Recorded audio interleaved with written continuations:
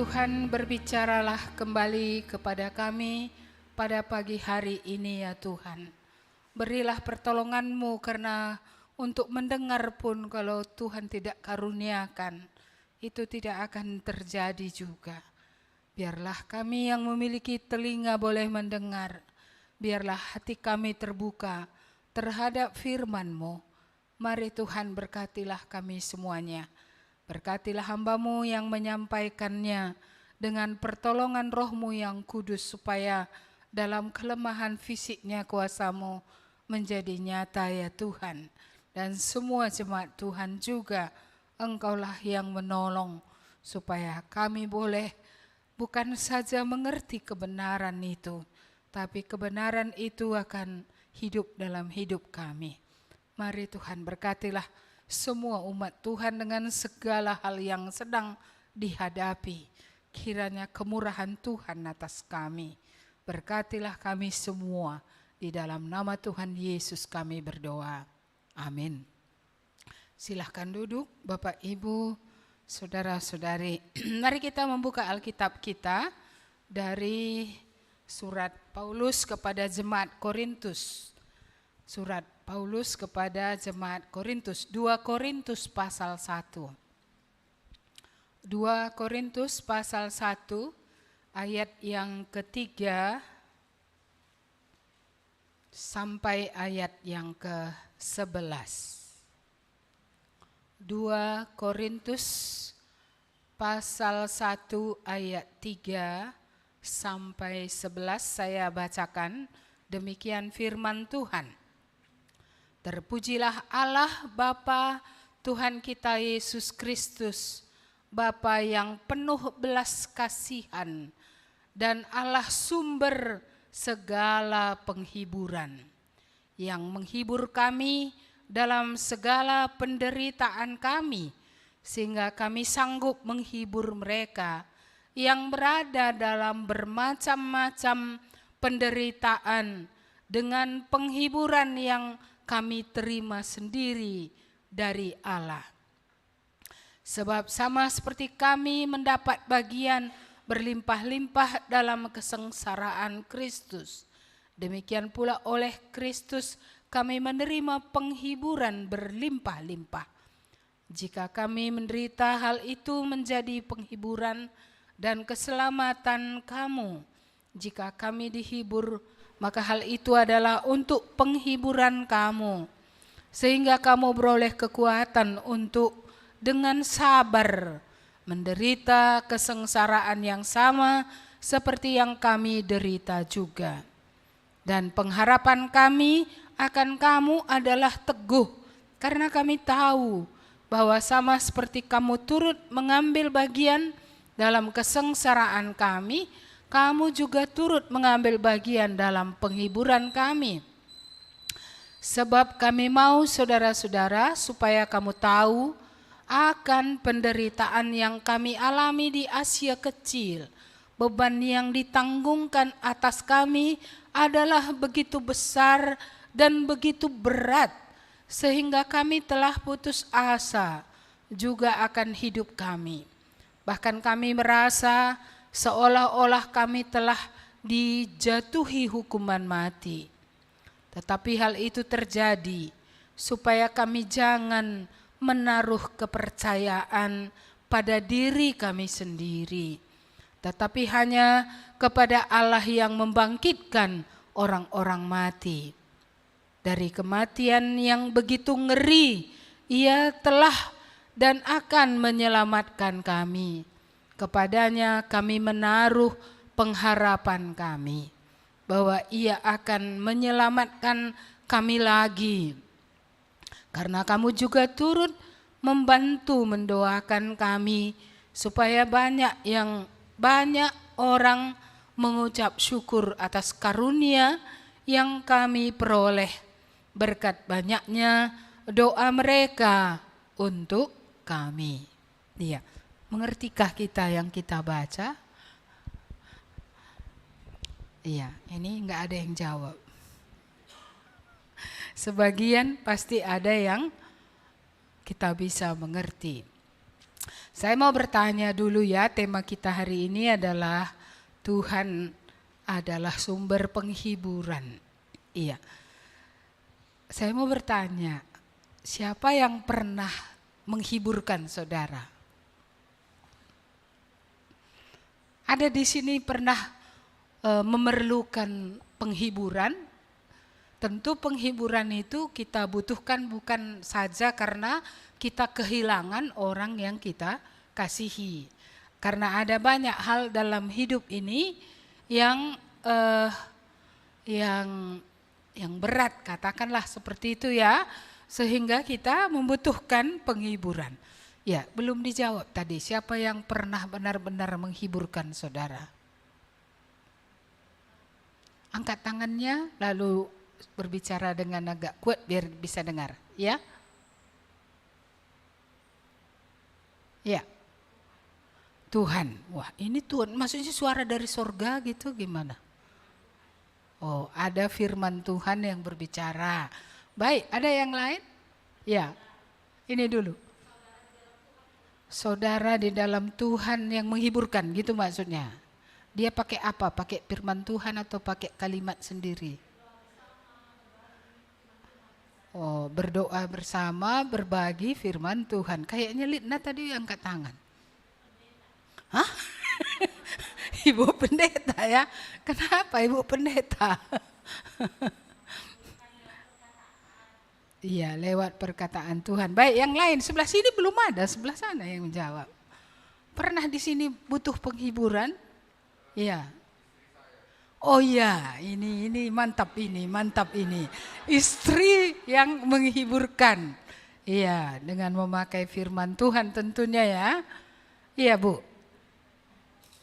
Iya. Iya, Bapak Andre.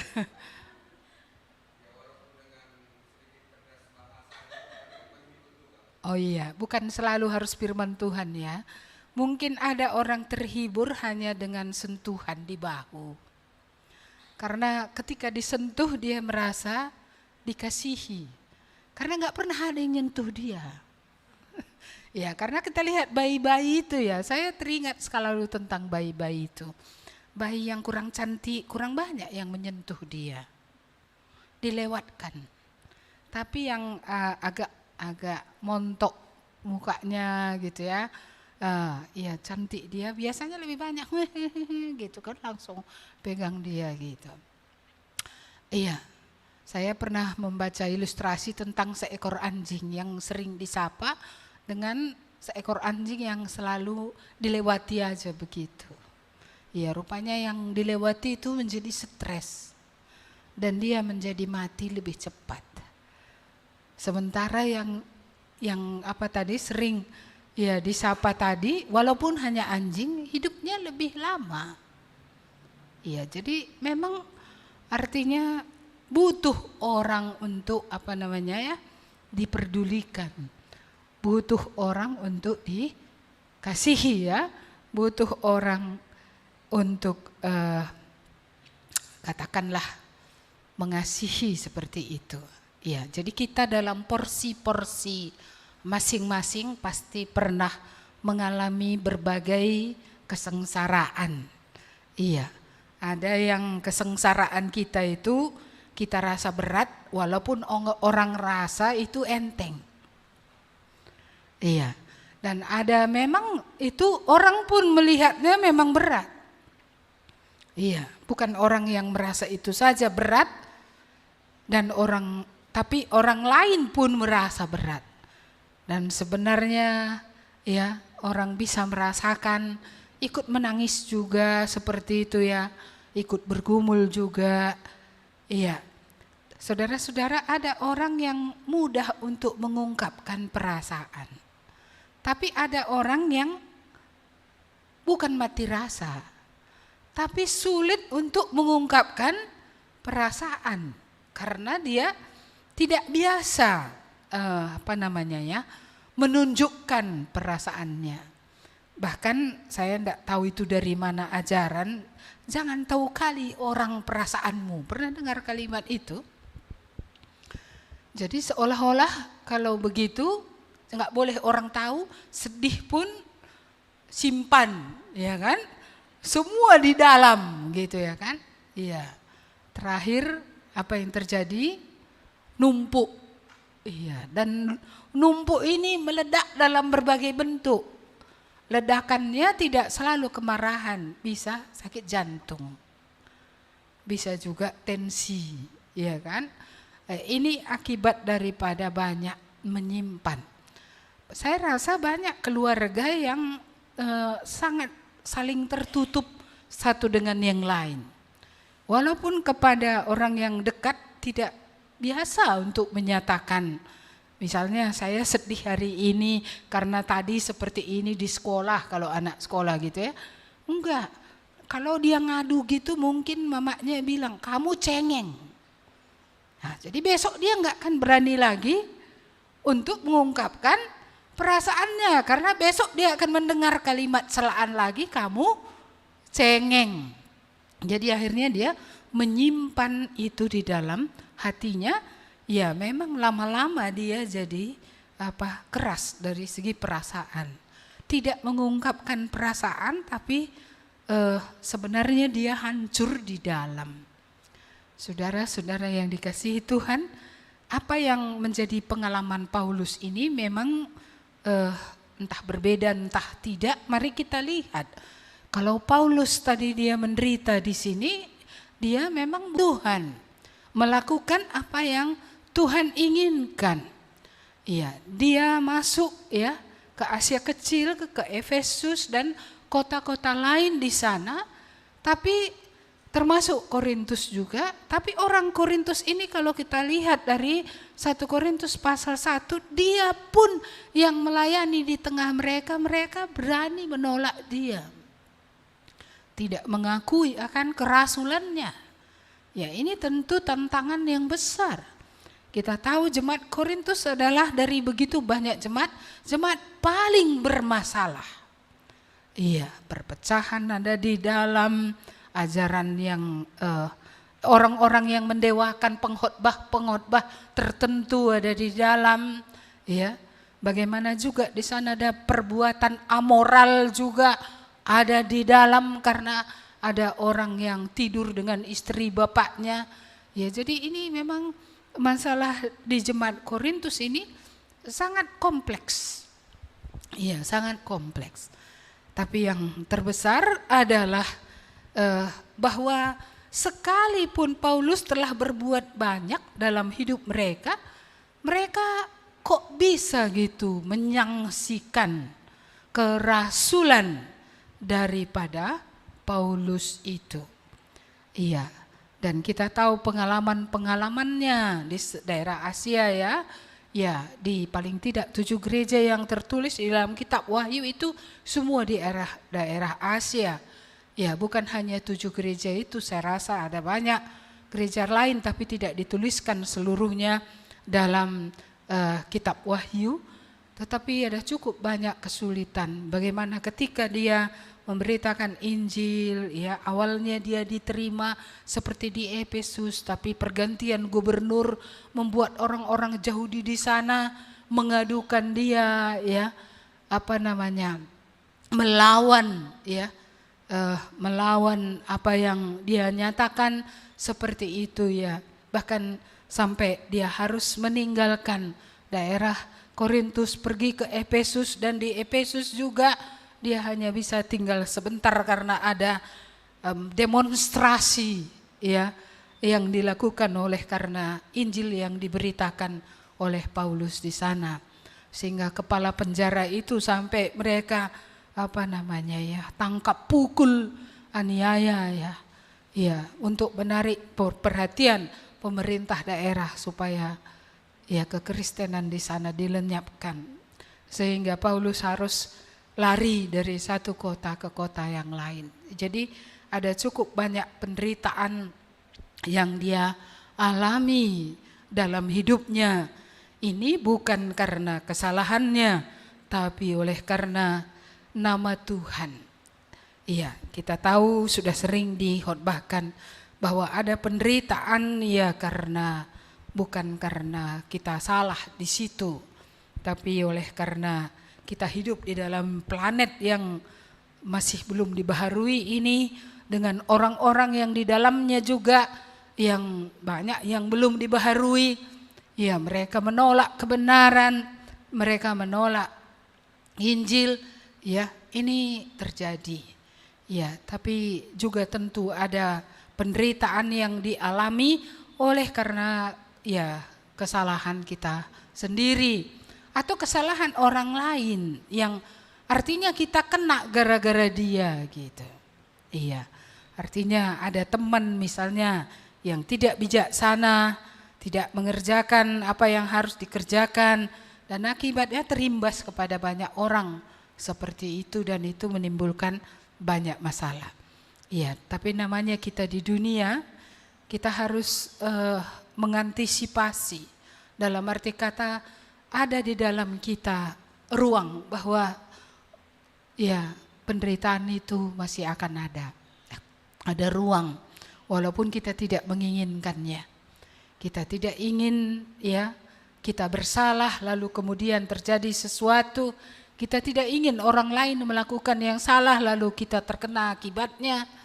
Kita tidak ingin juga oleh karena nama Tuhan banyak kali penderitaan karena kita datang kepada Tuhan supaya enak-enak kan gitu ya kan. Supaya dosa diampuni, surga didapat. Ternyata ya datang pada Tuhan juga masih ada pergumulan di tengah-tengah dunia ini. Jadi kita harus memang memiliki konsep yang benar. Selama kita tinggal di bawah matahari yang ini ya, ada lagi matahari yang lain, ya mungkin pada langit dan bumi yang kedua tak ada lagi matahari, oleh karena Tuhan akan menjadi matahari di sana. Ya, tapi di bawah matahari ini, saudara-saudara, kita mempersiapkan diri. Ya, kita menyadari sehingga tidak terlalu dalam itu boleh menghancurkan kita. Kenapa? Karena kita tahu ini adalah bagian dari hidup. Iya. Bagian dari hal-hal yang harus kita hadapi dalam hidup ini. Paulus tadi mengatakan bahwa beban yang ditanggungkan atas kami begitu besar dan begitu berat sehingga kami telah putus asa juga akan hidup kami. Bahkan kami merasa seolah-olah kami telah dijatuhi hukuman mati. Tetapi hal itu terjadi supaya kami jangan menaruh kepercayaan pada diri kami sendiri, tapi hanya kepada Allah yang membangkitkan orang-orang mati. Jadi rupanya dalam pergumulan-pergumulan yang dihadapi oleh Paulus, ya tentu bersama dengan timnya, dengan yang lain, kita melihat di sini bahwa dia menaruh pengharapannya bukan kepada dirinya sendiri tadi, tetapi kepada Allah yang membangkitkan orang mati. Tiap kali kita mendengar Allah membangkitkan orang mati, itu langsung kita menyadari bahwa Allah yang hebat gitu ya. Iya, Allah yang sangat luar biasa. Karena tidak ada seorang pun yang berkuasa atas kematian. Tetapi Tuhan Yesus berkuasa atas kematian. Dia bukan saja berkuasa atas kehidupan, tapi dia juga berkuasa atas kematian. Dia berkuasa atas maut. Artinya tidak ada kuasa di atas kuasa dia. Inilah pengharapan yang ada pada orang percaya seharusnya, ya. Ini seharusnya tetap ada. Allah sudah membangkitkan orang mati. Ya, hal yang tidak mungkin ini telah dia lakukan. Apa sih yang dia tidak bisa? Ya, saya bertobat justru karena dia membangkitkan orang mati. Dan dia bangkit dari antara orang mati. Iya, karena bagi saya pada waktu remaja, saya mengerti Allah itu ya Kalau Allah itu tidak berkuasa atas orang hidup dan orang mati, bagi saya dia bukan Allah. Iya, tapi karena dia atas orang hidup pun dia berkuasa, atas orang mati pun dia berkuasa. Dunia kematian mendengar suaranya ketika dia memanggil Lazarus, Lazarus keluar. Bahkan ketika dia dikubur, dia juga keluar dari kuburan. Iya, mungkin karena saya dari latar belakang penyembah berhala, ini tidak ada kuasa yang dapat dibandingkan dengan kuasanya ini. Karena betapapun hebatnya perdukunan orang Karo, tidak akan membangkitkan orang mati. Iya, dan tidak ada pemimpin yang manapun yang bangkit dari antara orang mati. Iya, kadang orang bilang, kan Allah membangkitkan dia. Iya, tapi dia juga adalah Allah, perbadi kedua dari Allah Tritunggal. Allah bangkitkan dia, iya dia bangkit, iya juga. Saudara-saudara yang dikasihi Tuhan, tidak ada power ya di atas kuasa yang dimiliki Tuhan yang keluar dari antara orang mati tadi gitu. Jadi itu membuat saya meninggalkan berhala, itu membuat saya meninggalkan perdukunan nenek moyang saya. Itu membuat saya tidak mau lagi ikut dengan yang gelap. Karena saya tahu iblis pun tidak akan membangkitkan orang mati. Iya, iblis tidak seberkuasa itu. Dia memiliki kuasa, tapi kuasanya tetap terbatas. Sekalipun dia mudah berpindah tempat dari satu tempat ke tempat yang lain karena dia adalah makhluk malaikat, adalah roh. Tetapi dia bukan Allah, dia bukan maha kuasa. Dia juga tak bisa mengembalikan nyawa manusia. Dia bukan pemilik daripada kehidupan. Dia bukan pemilik daripada nyawa. Ya, saya satu khotbah itu dulu cukup membuat saya bertobat menerima Tuhan Yesus. Saya tidak di-PA-kan seperti saudara-saudara setahun, 2 tahun, 5 bulan, 2 bulan. Saya mendengar satu khotbah itu sudah cukup untuk bertobat. Mengapa? Mungkin karena saya banyak menderita dari masa muda. Sudahlah lama ada hati, yang manakah Allah yang benar? Yang mana Allah yang benar? Yang mana pencipta langit dan bumi ini? Yang mana dia sebenarnya? Dari masa kanak-kanak, masa remaja pun saya terus berdoa, nyatakanlah dirimu ya Allah yang benar. Karena saya tahu pasti engkau ada. Karena gak mungkin semua itu ada dengan sendirinya.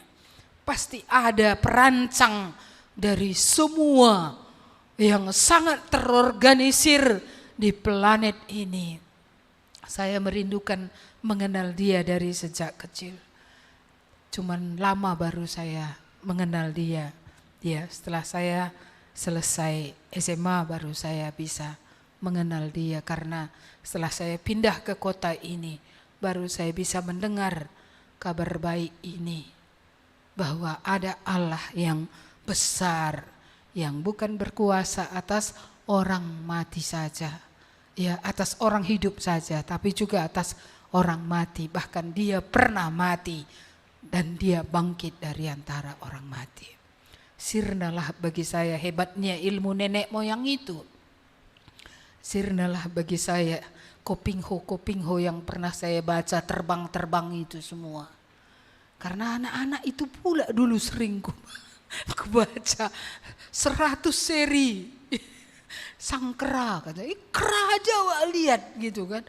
Ya tapi ya seperti itulah Tuhan menolong sehingga akhirnya saya mengerti ya, membedakan mana yang maya, mana yang tidak maya, mana yang fana, mana yang nyata.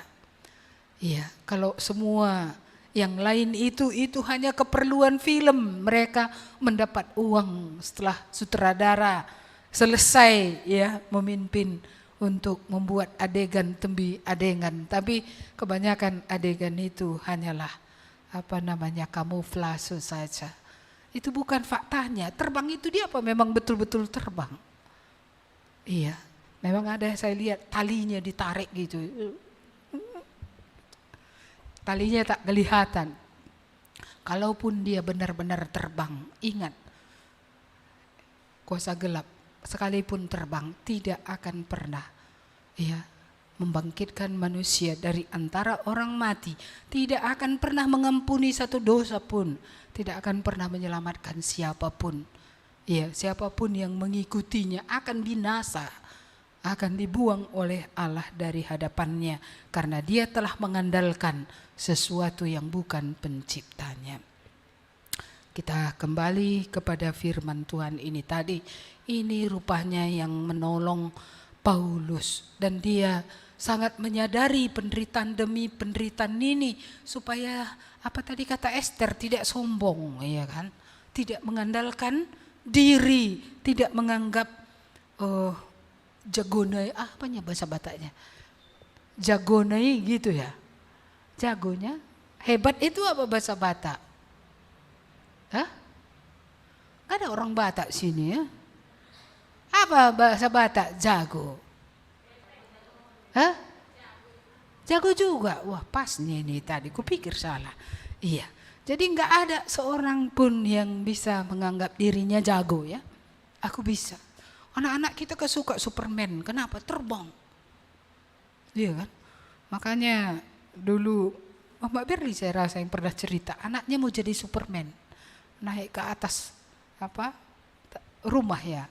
Lalu mau terbang dari sana ke bawah. Superman, mamanya jantungan lah di bawah. Iya kan? Jantungan, ulah nakku, ulalah lompat kamu. Janganlah lompat. Itu gara-gara lihat Superman itu. Makanya harus juga kita lihat apa yang dilihat anak kita ya. Supaya jangan nanti praktek dia. Mau terbang dari atas. Mau jadi Superman dia karena dilihatnya di TV bisa kayak gitu. Oh bisa juga rupanya seperti itu.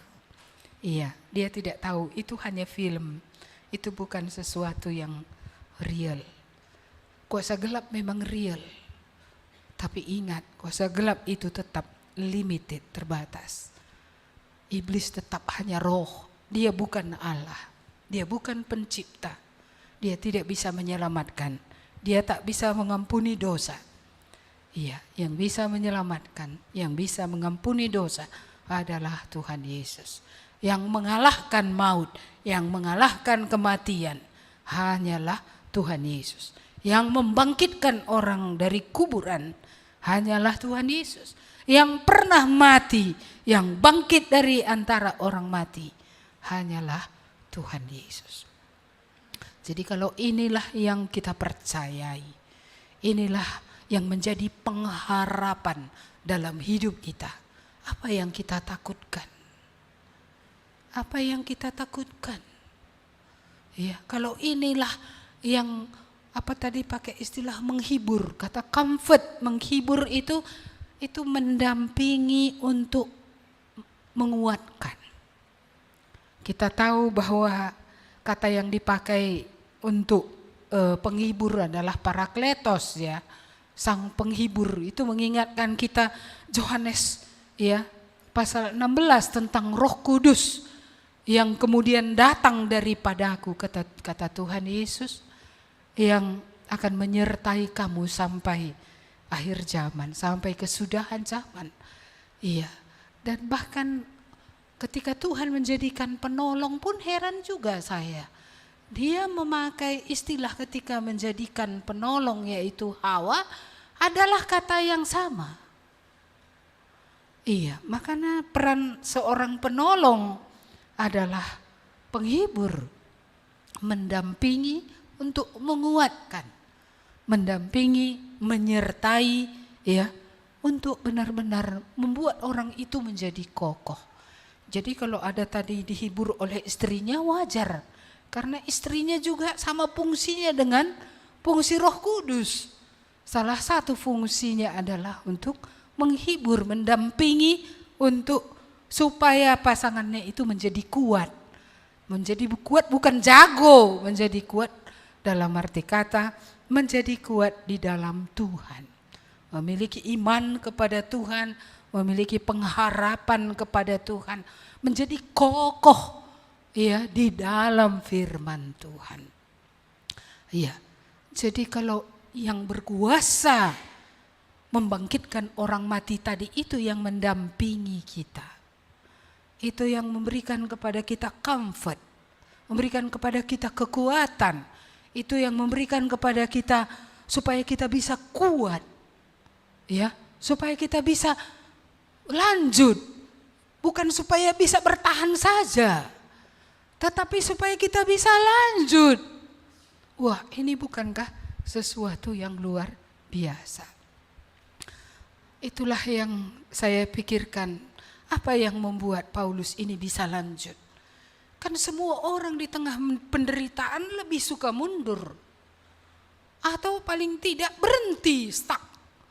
Tapi Paulus dalam seluruh sejarah hidupnya, kita tidak pernah membaca dia stuck.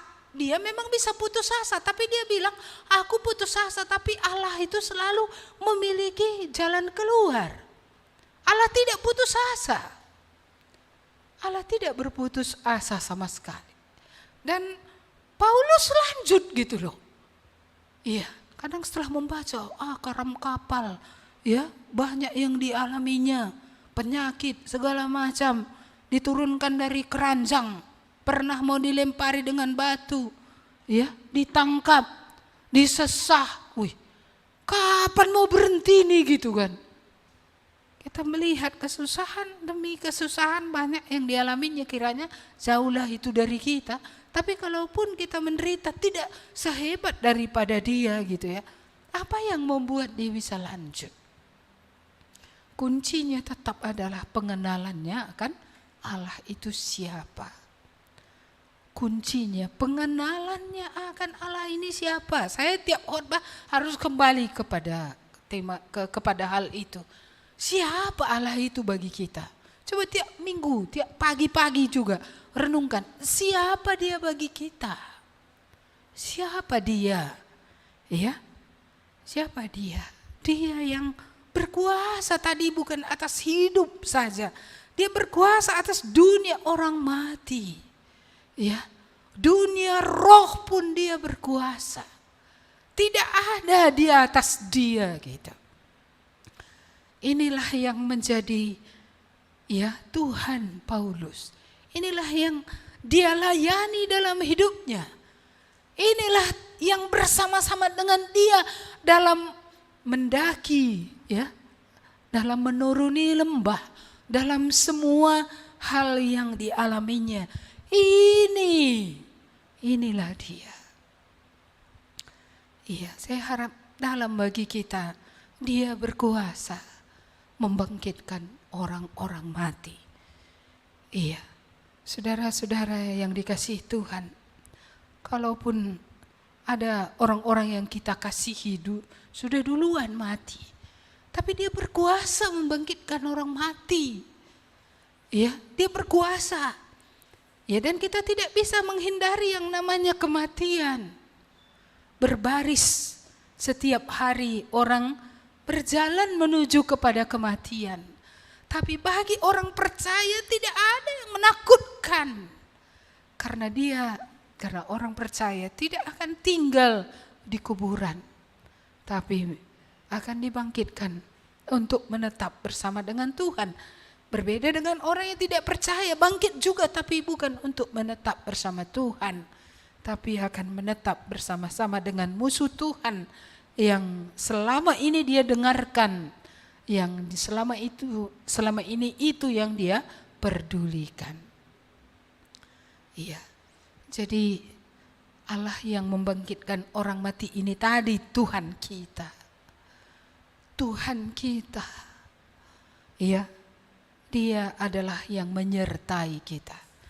Dialah tadi Bapa yang penuh belas kasihan. Dialah sumber segala penghiburan. Dia yang menyertai Paulus. Tidak heran itu memberi harapan baru di tengah keputusasaan. Karena dia boleh putus asa karena dia hanya manusia. Dia lemah tetapi dia tahu Tuhan kuat. Tuhan ya sanggup. Tuhan bisa menghiburkan dia, memberikan belas kasihan, bahkan pertolongan demi pertolongan dalam hidupnya. Mari kita lihat satu bagian lagi ayat 10. Dari kematian yang begitu ngeri, Ia telah dan akan menyelamatkan kami. Kepadanya kami menaruh pengharapan kami bahwa Ia akan menyelamatkan kami lagi. Karena kamu juga turut membantu mendoakan kami, supaya banyak orang mengucap syukur atas karunia yang kami peroleh berkat banyaknya doa mereka untuk kami.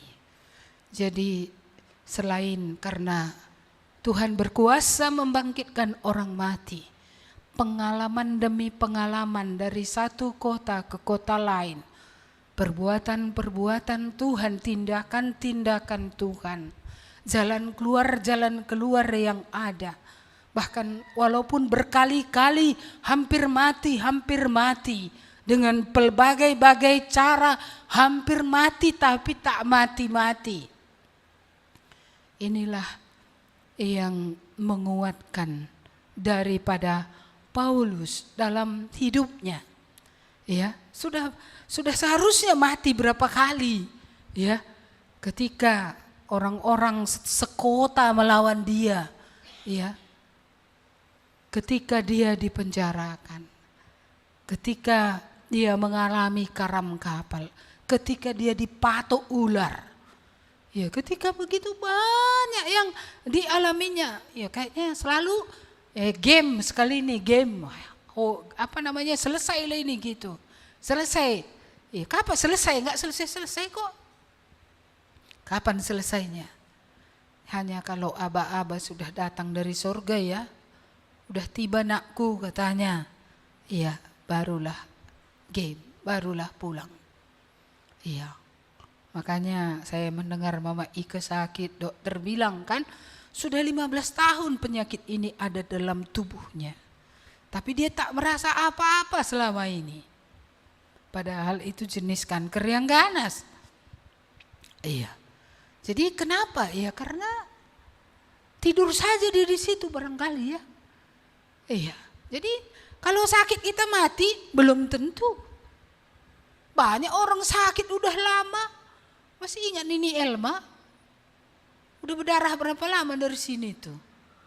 Sudah berapa banyak darahnya kalau ditampung itu keluar? Saya rasa sudah berember. Tapi apa definisi mati? Hah? Kalau sakit?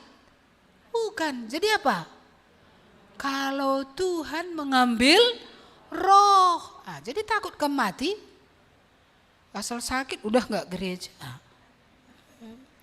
Kan takut ke mati itu nggak gereja. Kecuali memang batuknya parah kali, janganlah nanti ketularan sama yang lain. Iya, tapi kalau penyakitnya bukan batuk ya datang aja lah. Iya kan? Iya. Kalau penyakit yang lain datang aja, mati di gereja kan lebih mulia.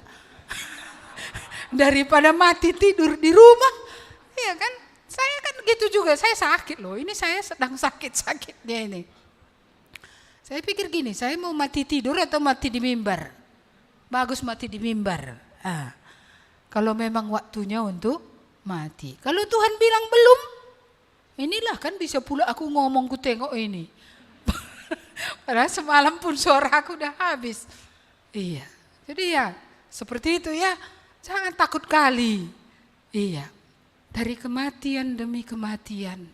Artinya dari satu kemungkinan akan mati gitu ya.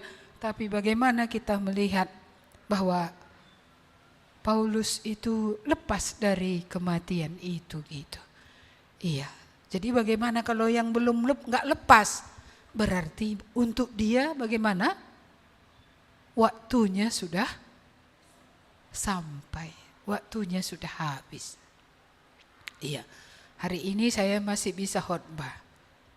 Akan ada waktunya saudara-saudara tidak akan mendengar lagi saya dari mimbar ini. Enggak tahu kapan. Jangan bilang ibu itu berdoa untuk pergi. Enggak, sudah lama aku berdoa untuk hidup. Iya, Tapi waktunya akan tiba. Kapan? Enggak tahu, enggak usah dipikiri. Nah, jadi sekarang apa yang harus dilakukan? Lakukan sajalah bagian kita. Bekerjalah untuk yang kekal. Apa itu pekerjaan yang kekal? Percaya kepada Tuhan senantiasa. Percaya itu bekerja. Karena payah kali rupanya percaya ini. Iya kan? Untuk terus menerus percaya di tengah segala keadaan. Percayalah kepada Tuhan. Kerjakan apa yang kekal. Iya, sakit silahkan obati. Kan gitu ya kan? Iya. Saya takar lagi makanan, takar. Nggak apa-apa takar, ya kan? Iya, takar. Iya. Kadang-kadang kelaparan. Ciu katanya. Ya, panlawena makan air. Bukan makan makanan, makan air. Kalau enggak makan daun. Daun pun makanan. Iya. Ya, karena daun aja enggak berkarbohidrat. Kalau enggak semua ada karbohidratnya. Ya, kita kembali kemari ya. Kalau Tuhan menolong Paulus satu masalah ke masalah lain, dari satu keadaan hampir mati kepada keadaan yang lain, ya, itu membuat dia menyerahkan seluruhnya kepada Tuhan. Jika waktu Tuhan belum tiba, tidak ada yang akan bisa mengambil roh. Tapi jika waktu Tuhan sudah tiba, enggak peduli dokter dari Amerika atau dari Jerman atau dari manapun, ya, pada waktu Tuhan semua orang akan pulang. Saudara-saudara yang dikasihi Tuhan, mengapa kita menangisi kedaulatan Tuhan ya? Iya, kalau Tuhan bilang ini milikku, ini aku punya, ya, ini mau kubawa, mengapa kita nggak bisa terima? Itu dia punya, bukan kita punya. Ya, kita ini ya hanyalah titipan menjadi bagian dari keluarga yang ini, menjadi bagian dari keluarga yang sana. Tapi kita bukan milik, bukan. Anak pun bukan milik kok. Iya, bukan milik saudara-saudara. Iya, makanya kalau selagi masih bersama, itulah anugerah yang besar, nikmatilah itu. Iya, tapi ingat ini bukan milik kita. Semua yang diberikan Tuhan dalam hidup kita bukan milik kita. Pasangan pun bukan milik saudara. Anak pun bukan, orang tua pun bukan, teman pun bukan. Diizinkan dia di dalam hidup kita ini menjadi penghiburan di situ. Untuk sementara waktu. Tapi akan ada waktunya. Semua akan diambil karena memang bukan milik kita. Semua akan diambil. Iya. Saudara-saudara, mari kita pikirkan ini. Banyak orang terlalu melekat kepada apa yang diberikan Tuhan dalam hidupnya untuk sementara. Padahal pada janji pernikahan itu dibilang apa? Dibilang sampai apa? Kematian memisahkan. Aku gak terima. Jadi mau unduh kayak mana? Jadi kayak mana? Sekali masuk kubur dua-dua? Enggak pula dibuat Tuhan gitu, enggak pula ada hak kita. Enggak pula kita bilang sama Tuhan gini, Tuhan kasihani kami Tuhan, kami pagi dua-dua beradu-radu saja kami bagi bantuan. Ya boleh mohon, boleh. Tapi masuk nanti berdua, terserah yang di atas.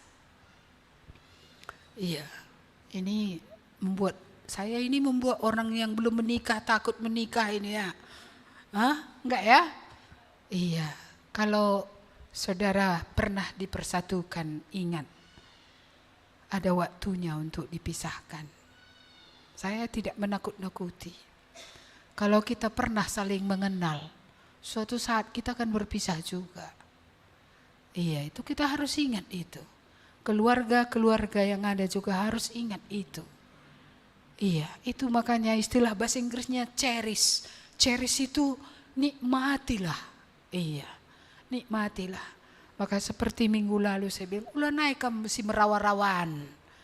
Jangan lagi. Iya kan? Jangan lagi berantem terus. Ya, nikmatilah selagi masih Tuhan karuniakan dia di dalam hidup kita. Karena akan ada waktunya dia diambil atau kita diambil.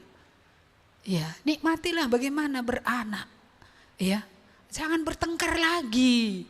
Jangan. Ya, nikmati berorang tua. Karena besok mau kamu cari pun orang tua, nggak ada lagi. Kamu pergi ke kuburan sana. Iya, bapak kamu bilang nggak di situ lagi dia. Iya, banyak orang tidak bisa menikmati atau mengasihi ketika masih ada. Iya, tapi ketika tidak ada, morah Athena. Iya, dia nggak ingin kehilangan. Mari kita belajar. Kalau Tuhan tadi membangkitkan orang mati, kalau dia menolong Paulus dalam berbagai-bagai kesulitan yang dia alami, hampir mati berapa kali, tapi kalau Tuhan masih mau dia hidup, akan hidup. Saudara-saudara, mari kita sungguh-sungguh menyerahkan seluruhnya ke dalam tangan Tuhan. Hanya dialah tadi yang penuh belas kasihan. Hanya dialah sumber segala penghiburan. Jadi bukan tidak akan ada yang kita hadapi, ada. Tapi ada Tuhan yang menyertai. Ada Tuhan yang menghiburkan. Sumber penghiburan. Saya bersyukur kalau tadi ada cukup banyak yang mengatakan saya dihiburkan oleh, ada yang dihiburkan istri, ada dihiburkan saudara seiman, mungkin ada yang dihiburkan oleh orang tua, mungkin ada anak yang menghiburkan orang tua, mungkin ada pendeta yang menghiburkan atau pendeta yang dihiburkan oleh jemaatnya. Ya, kita mengucap syukur untuk itu semua. Ya. Tetapi sumber penghiburan yang di atas segala-galanya adalah Tuhan. Memang pasangan tadi, sedih kami ya, katanya saja sudah terakap, kan gitu ya. Anak tadi sapu-sapu kepalanya itu, rasa dia sudah seperti di langit ketujuh dia. Wih, bapakku menyayangi aku, dipegangnya rambutku, saya kan. Iya, saudara-saudara, ya. Itu sangat menolong sekali. Iya.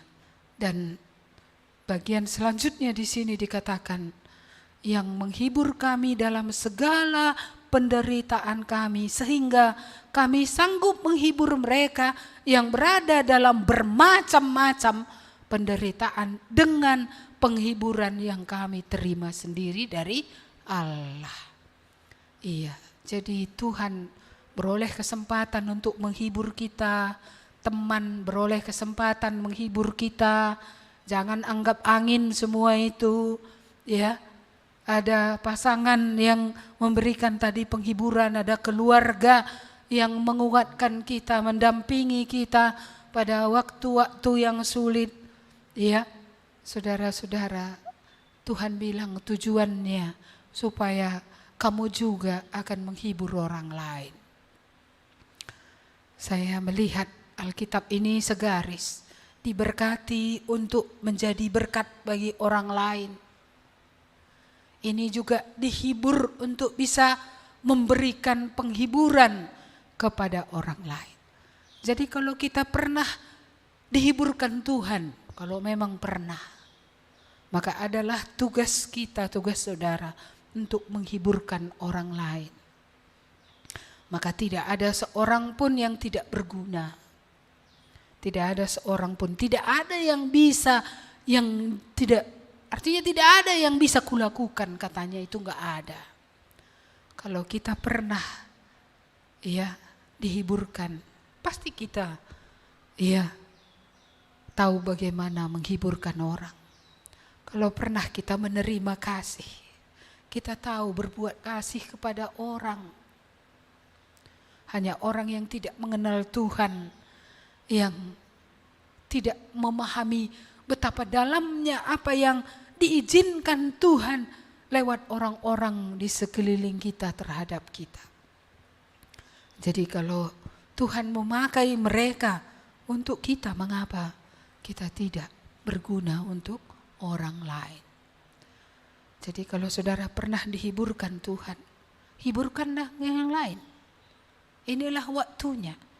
Saya selalu mengatakan, jikalau kamu berdoa dan Tuhan sembuhkan, kamulah yang harus berdoa untuk orang lain juga supaya orang lain sembuh. Tuhan mau lingkaran ini tidak akan pernah berhenti. Jika kita mendengar Injil keselamatan dengan cuma-cuma, kita juga menyampaikannya dengan cuma-cuma. Kalau kita pernah dibelas kasihani orang, mengapa kita tidak menunjukkan belas kasihan kepada orang? Kalau kita pernah ditolong, bagaimana kita menolong orang? Ya, kalau kita pernah didoakan, bagaimana kita mendoakan orang lain? Ya, mengapa kita selalu merasa semua orang harus berbuat untuk kita dan untuk kita? Ada waktunya Tuhan mengizinkan orang berbuat untuk kita. Tapi ada waktunya Tuhan mau kita yang berbuat kepada orang lain. Hanya orang-orang egois yang dia sendiri terus menjadi pusat perhatian dan kepedulian. Tetapi orang-orang yang mengalami kasih Tuhan, dia bergeser. Aku telah dibelas kasihani, maka aku akan memberikan belas kasihan. Jadi kalau banyak masalah kita dan kita pernah dihibur Tuhan, ditolong Tuhan, tujuannya supaya kita juga bisa menolong, supaya kita bisa menghibur orang-orang yang menderita. Saudara-saudara di sekeliling kita, bahkan di gereja ini, di samping kita, mungkin ada orang yang sedang menderita. Ya, menderita mungkin oleh karena salahnya. Mungkin pun kita pernah juga menderita karena salah kita. Kita bisa menghiburkan dia. Seperti kita ditolong oleh Tuhan. Seperti kita pernah dikatakan oleh Tuhan, seperti Tuhan berbicara kepada Petrus. Ya, bahwa Tuhan mengampuni Petrus, bahwa Tuhan mempercayai Petrus. Kita bisa juga meneguhkan orang itu dan mengatakan ada perantara antara kita dengan Allah yang mengampuni kita, yang menguatkan dan membaharui kita, supaya kita tidak akan hidup terus dalam keadaan yang sama lagi. Ada yang banyak menderita di sini? Berarti kamu bisa banyak berbuat. Ya? Banyak menderita? Bisa banyak berbuat? Tengok mukaku masih tetap belum berubah, masih tetap segar. Walaupun napasnya tinggal 3/4, ya kan? Ya, saudara-saudara, kalau pernah Tuhan menghibur kita, ya, mari jangan berhenti perbuatan Tuhan itu pada hidup kita. Jangan pernah berhenti pada hidup kita. Teruskanlah kepada yang lain. Dunia di sekitar kita adalah dunia yang penuh dengan kesedihan. Kalau Tuhan pernah menolong kita, mari kita tolong mereka. Ya, apalagi di luar, orang-orang yang tidak percaya lagi lebih menderita lagi. Sudah mengalami pergumulan yang sama atau bahkan lebih berat dari kita, tidak punya Tuhan tempat mengadu, tidak punya Tuhan menyertai, tidak punya Tuhan yang mendampingi untuk menguatkan, tidak punya siapapun.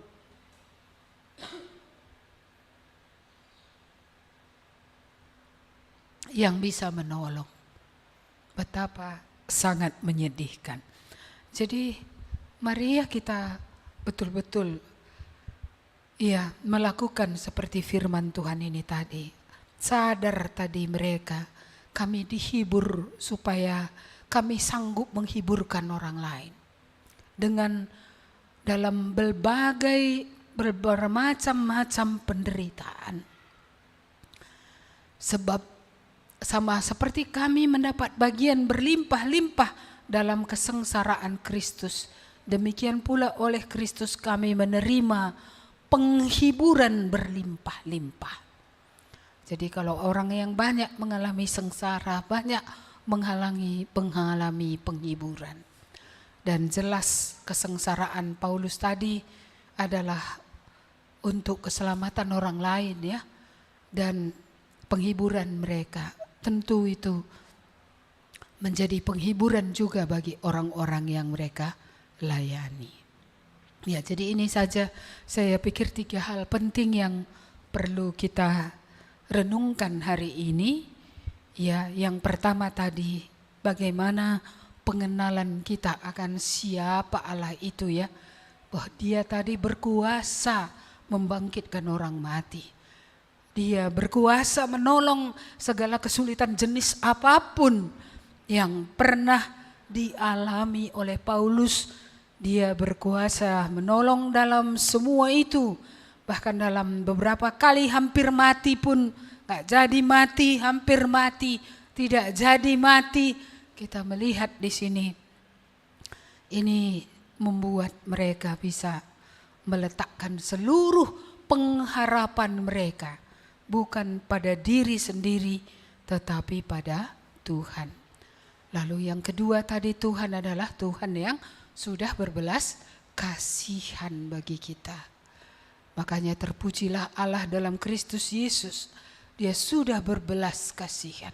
Saudara bisa bayangkan, di mana kita kalau Kristus tidak mati untuk kita?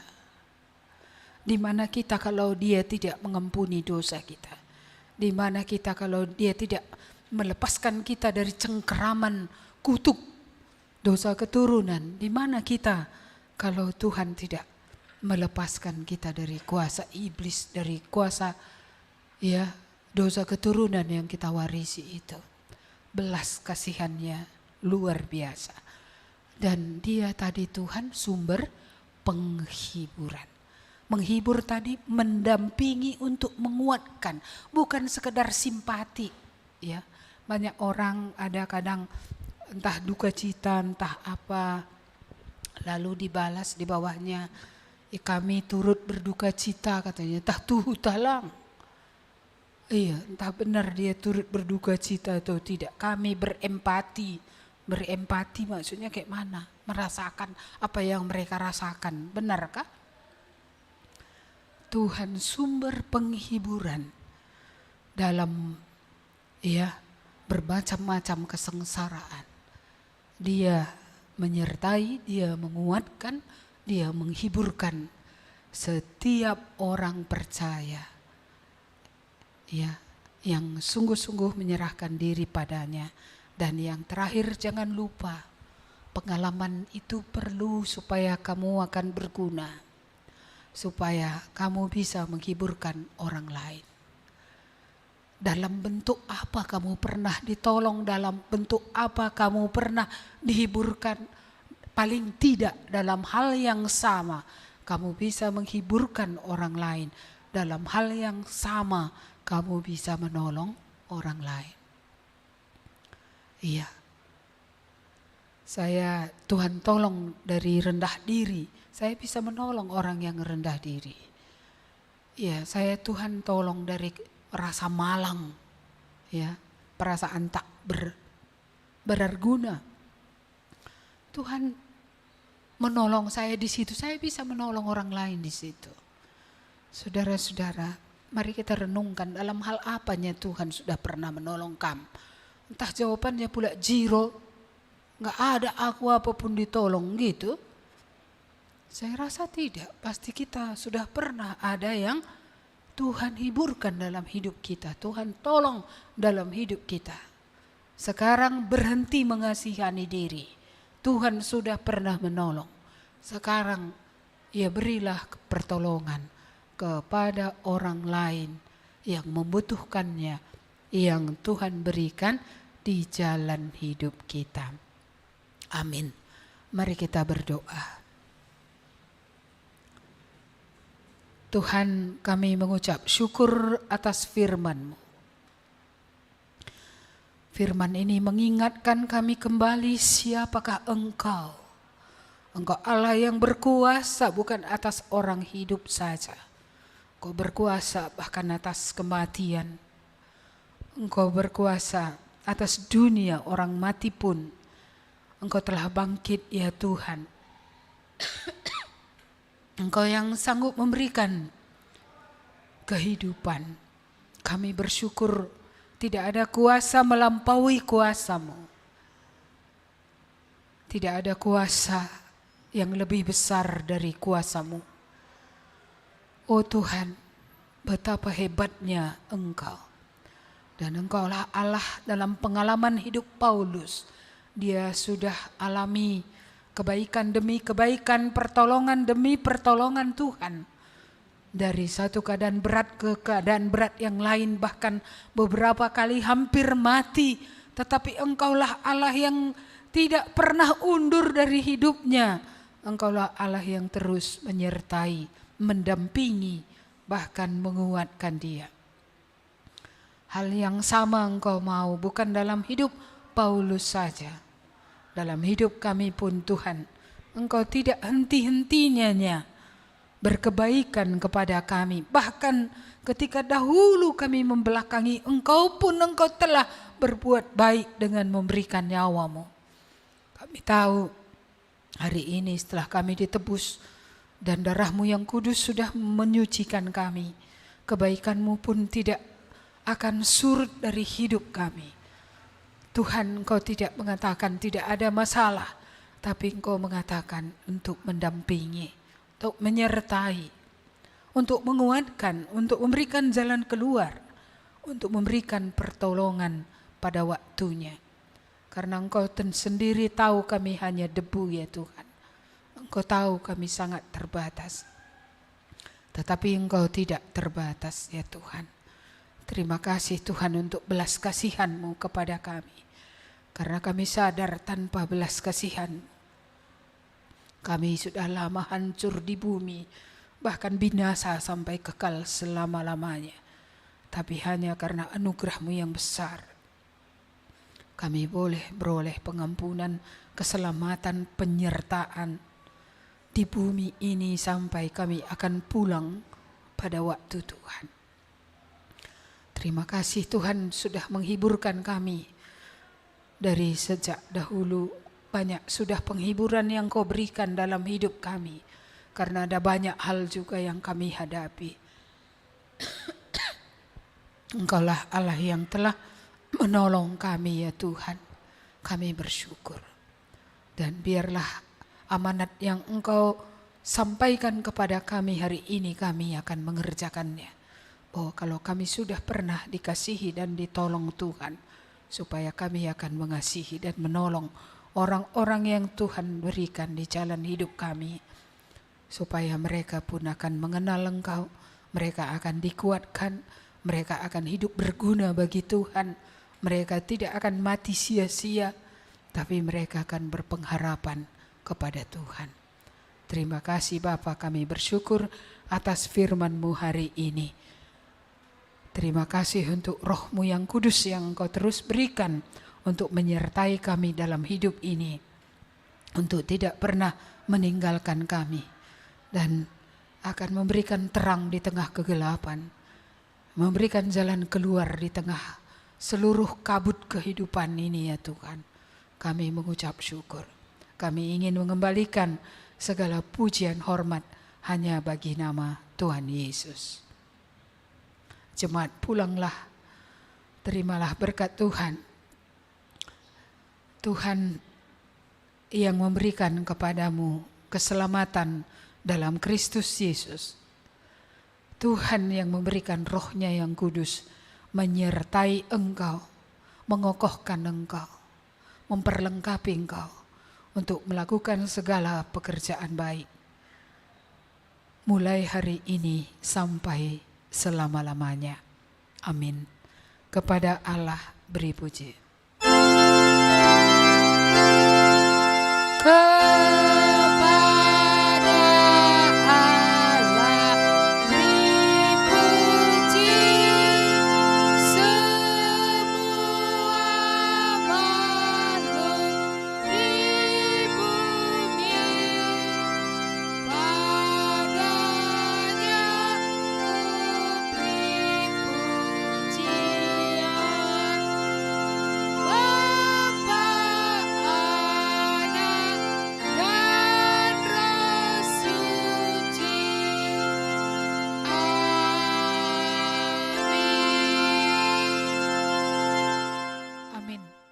Selamat hari Minggu, Tuhan memberkati.